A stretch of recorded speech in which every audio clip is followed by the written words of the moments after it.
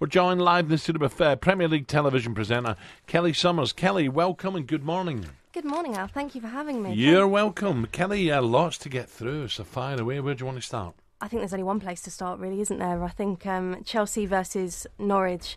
I mean, I was watching that. I just wanted to go to bed last night, to be honest, to get in here nice and early. And, yeah, there was headline after headline, particularly towards the end. Obviously, VAR has been a big topic in the past week or so. We've all been intrigued as to how it's going to work. And it looked, after the Leicester game the other night, it looked like it was going to be a huge success. I'm not saying it won't be.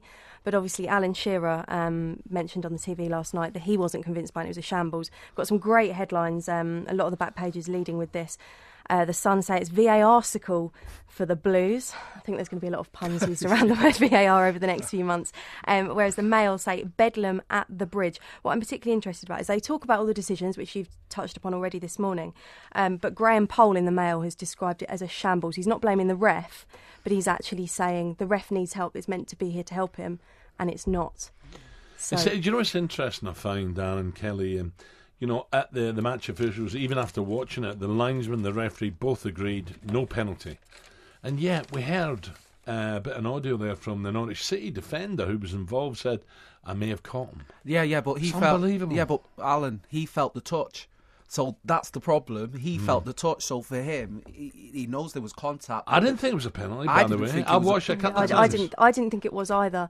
But this is the thing, it's still subjective, isn't it? Yeah. And this is the thing that's always going to happen. There's no way, really, of actually concrete. So that's good, though, isn't it? Yeah. Because for the fans, yes, that's the point I made earlier. Because when it's conclusive, we've got it right. And there's a certain, maybe it might just be 2% where we're still arguing in the pub, we're walking home still arguing about it, and the next day at work you're saying, well, there you go, it showed that there was contact, or there wasn't, you know, so we're still going to have the arguments. I think they've said that VAR is never going to eliminate every mistake. No. I think there's something like referees are shown 96% of the time to make the correct decision. Nothing in life is ever going to be 100% guaranteed. So it's just unfortunate maybe for Chelsea. They obviously feel... I mean, Antonio Conte's gone from saying at the weekend it's great and he welcomes it, to now saying I think he described it as a big mistake and he was very angry. Do you know the other thing I really didn't like about that game? I don't know if you saw it. We see sometimes players hold yellow cards, not as much up in this country. Now we're seeing them miming the TV set. That's like the latest thing that's come along with it. Antonio Conte was doing... Like we used to get the diving one. Yeah. And you can't see this, but Darren's actually doing a really good impression in like the studio of a dive. Used to do the... Al, it doesn't really work on radio. Where's the baton? Give us a clue. I'm not quite sure what Al's doing. To everyone listening, I'm not quite sure what he's doing. He's after the baton. He's after the baton. The relay, yeah. Don't worry, Cal. It's all clean. Sanchez. Yes, Sanchez as well. There's some brilliant headlines on this as well, particularly like the Sun as well. We'll stick with them. They've put 505k in yellow glittering. They've kind of got glitter on the edge of the numbers just to show just how much money it is. Saying that he'll be the highest paid in the Premier League, but Arsenal still may KO that deal. They say that he's going to have £500,000 a week. There's a bit of... I mean, when you're being paid that much, I'm not sure how much difference £5,000 makes. That he's agreed a £118.3 million contract to join Manchester United. Is that a bit similar to your deal here, Al? Is his netto or not? I'm not sure. You'll have to ask Alexis. Do you know what I also really liked? In the Mirror, there's loads of photos of Alexis Sanchez, and he's been out and about in North London. He went to get his hair cut yesterday. He's happy again. So he's gone to get his hair cut. He's ready for these signing photos, isn't he? He's already gone. Well, to be honest, Dan, he never turned up at Arsenal. You're a United fan. Are you happy? I'll be honest, I wasn't happy with Mourinho coming in the first place, but then I've got a different experience with him. The problem I have is that he brought Mkhitaryan in, and I think one of the rumours that I heard is that he wasn't going to be given any cash to spend. So this actually does work out well for Mourinho. I think if Manchester United get a 90-100% Sanchez firing again, loving his football, then it's a fantastic deal, because actually what we do need is somebody on the other wing. I can see him with Martial, Lukaku, and then a Sanchez. Yeah. You can also then bring Sanchez in behind, so it gives you a lot of options. So it would be a good signing. Is he on his way? I think Rashford's still Rashford's still developing. I think this is what we tend to do in the UK, and I'm sure we'll talk about Theo Walcott. 16, star, brilliant, and all of a sudden they've already made it. And I just think that they're still going through the journey. They're still going to make mistakes. And I think when we heap all that pressure on them, sometimes they fall. Right. Let's talk. You mentioned Theo there. Big Sam coming on later, Sam Allardyce. But Andy Carroll, Sturridge, Walcott. There's a lot of rumours about Kelly. Yes, there's the Darren Lewis at the Mirror, I know he's a friend of the station, says that Andy Carroll's been saying he has an ankle injury, but scans that what the club have done reveal there is no damage. This is all rumoured. We don't know if this is true. These are just... I'm not saying Andy has done that. It's a difficult one, isn't it? Because Andy's had so many problems, injury problems. He should know his body. That's what I want to give him the benefit of the doubt a bit. And it's very easy with all of these transfer rumours going round to go, he's refusing to play. We don't know. We don't know. But Darren Lewis says that it could be because he is trying to force a move away from West Ham. Yeah. He went in there and did the scan himself, I've heard. And they've also gone with Sturridge. He's also said that Daniel Sturridge is on the verge of going to Inter Milan for around £30 million, which to me makes sense for both parties. Well, Liverpool 30 million? Well, that's what Liverpool want for him. Is he fit? I don't know if he is actually fit at the moment, but that's why I go, how's that a good deal? He is fit. Maybe that's what he needs. Maybe he needs to just get away different from an life. English point of view as well. Yeah. He needs football, and looking at Liverpool on Sunday, is he going to get in that side? No. Does Klopp trust him? No. Doesn't look like it. And the high tempo they play as well. Yeah. I'm sorry. I think Italy might suit him. Italy will really suit him actually. Maybe, slower game. Yeah. Because the tempo now of the Premier League. This is why we're getting. That's why he injuries. just doesn't fit in with the way Liverpool play. No. They attack so quickly, and they want you to defend a lot. And are you saying Daniel Sturridge doesn't like defending? No, Darren? I was actually going to say strikers don't like defending. So what about it brings us on to Theo now? So Theo's gone up to Merseyside. I was going to say they could do a bit of pace up there, but Calvert-Lewin's not slow, is he? So, but I think with Calvert-Lewin, he just needs a bit of time to bed in. I think you saw when he came on at the weekend, kind of a few times it was a bit like a rabbit in headlights. He's been getting his chances, but hasn't quite got that killer instinct. Young, isn't he? He's young yeah, that's again. what I mean. And Sam probably didn't want to have to throw him in, or whether it was Sam. Well, rely on him. Ronald. Imagine having to rely on a young man the whole season while he's still trying to find. Especially his feet. when you've just lost Romelu Lukaku. Yeah. That was big boots for him to fill, and if you throw him in too young, put too much pressure on him, negative effect further down the line. Big Sam coming up. We'll talk about Theo. Listen, I wish him well. We could go back. I'm not going to go back over old news, but it will be out the night before a game. He still plays. Theo doesn't. That tells you you've got to move.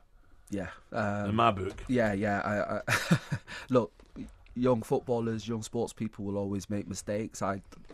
It's part of the learning curve, but I feel for Theo, watching the highlights of his career at the age of 16, bursting on the scene and us all going, wow, special player, to where this season he's not actually had a real chance at Arsenal, when then you've got Sanchez, who clearly doesn't want to be there.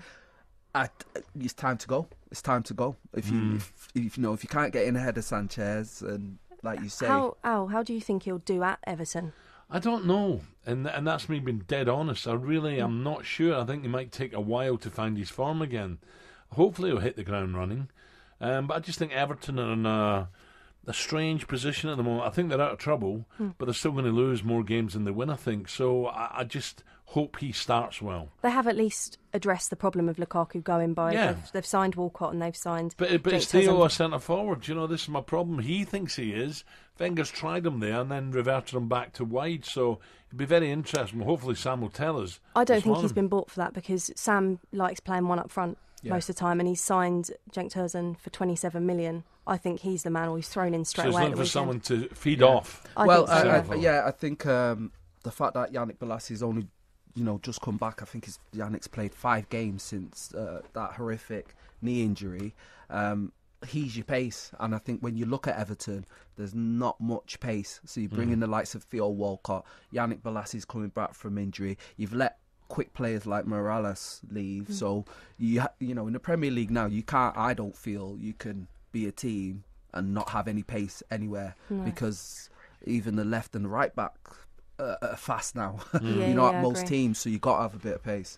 Okay, we're going to have a quick break. By the way, Rory, just see him sink a putt over in Abu Dhabi, 1 under now.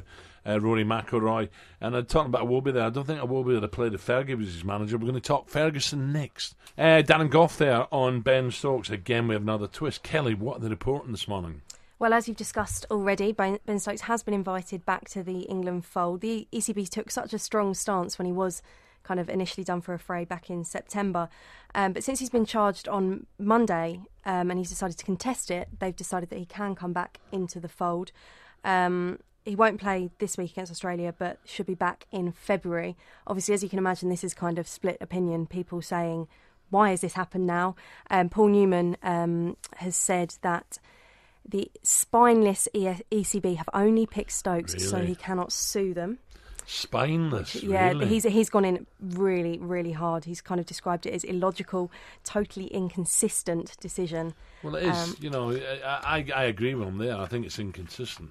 If they're going to go down that route now, why didn't he go to the Ashes? Yeah, and I think it was there was 5 members of the committee that voted against him being there's a 13-man involved. board, and that was actually in the Times. Elizabeth Ammon reporting that.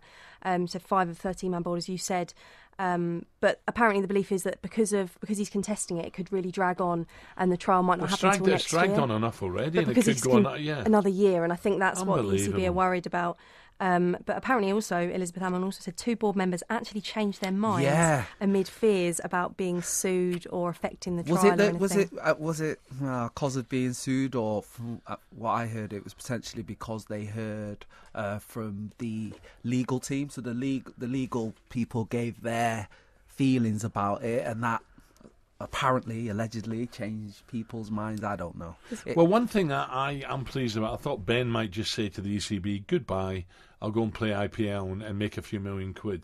I read a quote, to walk out with your bat in hand for England is everything. So, he's saying the right things. Yeah, definitely. And what about, this is an interesting one, Troy Deeney. I've spoken to Troy, he's been in the studio a couple of times.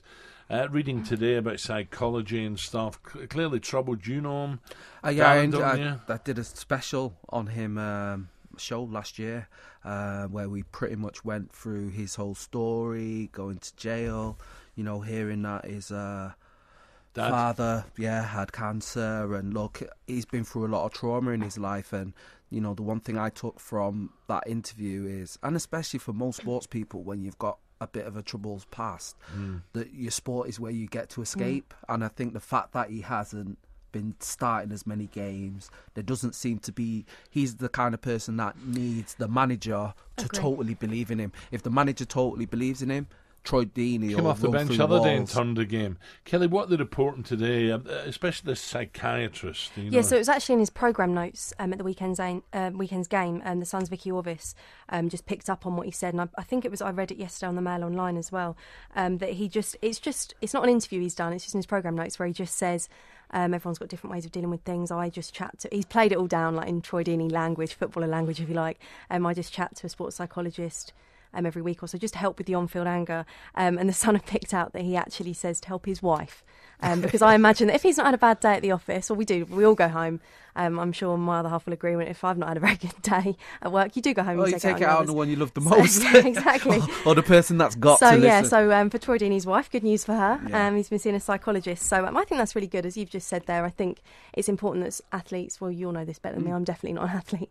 You guys will know this better, that it is important that you have a way of knowing how to deal with your emotions, because they're such a big part of sport. Well, the anger's what makes him successful as a footballer. So channeling it, channeling it, that's the key, because you don't want to take that away, because then you've got a different type of footballer. That aggression is why he's the way that he is. But then it's been able to go, let me put that down a little. I got a little bit mixed up. It was probably last month sometime, Darren. Oh, no. No, I got a little bit mixed up. I couldn't work out what he was trying to say. We're talking about Chris Akabusi. Okay. Was Chris planning to be a psychologist, or was he seeing one? I couldn't work out. Let's leave that right there then.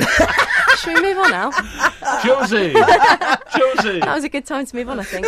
I think this one's particularly interesting. We'll move on. Jose Mourinho, and Darren, I think you'll be interested in this, because you've touched upon being a Man United fan, and you've also touched upon the fact that you're not. No, we're not touching on it. I am. Yeah, we'll go into it. But you did touch upon the fact that you're not a big fan of Jose Mourinho for reasons you didn't go into. But Neil Ashton in The Sun is saying that he will sign a new contract. Obviously, he's still been living in the hotel. People have been saying he wants to come back to London. He's not committed.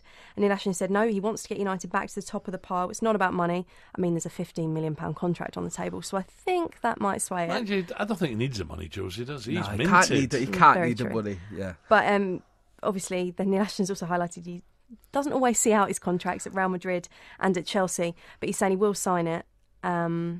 And what do you think of that? Because you're not his biggest fan. I can see the face. You know what it is. You know what it is. You know what it is. No, it's not. It's not. Tommy Dockett about it. Attack. No, you know what it is. A manager leads, okay, and we've got a scarred manager, which is Jose Mourinho. There's a lot of scars. There's a lot of things that have gone on in the past, and you know, winning things. No, we love the winning. I love a winner. And everybody's mentality is different in the way that they approach it to win. But it's like the spat that's been going on recently with Conte. It's like, well, I don't get why that is needed. Let's focus on Manchester United. We're not the finished article. There's things that need correcting, etc. It's also the fact that, okay, and I learnt this under Malky Mackay. When we got promoted with Cardiff City to the Premier League, the manager's role is trying to keep 25 grown men, wealthy men, happy, which is a difficult thing. Well, you've got two clubs. What do you mean? I don't support Cardiff City. I worked at Cardiff City. All right. Yeah, I'm not saying. I thought maybe you had two teams. No, I worked under Malky Mackay. I don't support Cardiff City. I support Manchester United. So you're a Scotland fan, soon. My mother-in-law is Scottish. Should we go back to Mourinho? Yeah. So it's for Mourinho. What seems to happen, and one of the things, look, that I've heard is, if you're able to play, he loves you. Yeah. It's when you can't play that you're kind of left on the sidelines. But for me, you may need that player at any moment. One of your players may get injured, so it's that harmony. A lot of managers like that, Darren. There's a lot of managers like that. Yeah. I'm just going to finish on one funny point of that as well, though. On the side of this story in The Sun, there's a photo of Jose Mourinho holding up a shirt with Antonio Conte on the back. He was tricked by a TV crew, so he signed this shirt, and it turns out he has... Obviously, we know what's been going on with him and Antonio Conte recently. Not the best of friends. And it said number 1. Yeah. But Mourinho did take it all in good spirits. It's quite a funny photo. And to be honest with you, that's what I see from Mourinho. Yeah. I think you've been on such a journey. You're an unbelievable manager. You're a winner, and it's like that evolution. Then when you go, you know what? Just let me calm, and just evolve. Don't think Mourinho will ever be calm, but we'll see. Kelly, thank you. Thank you for having me.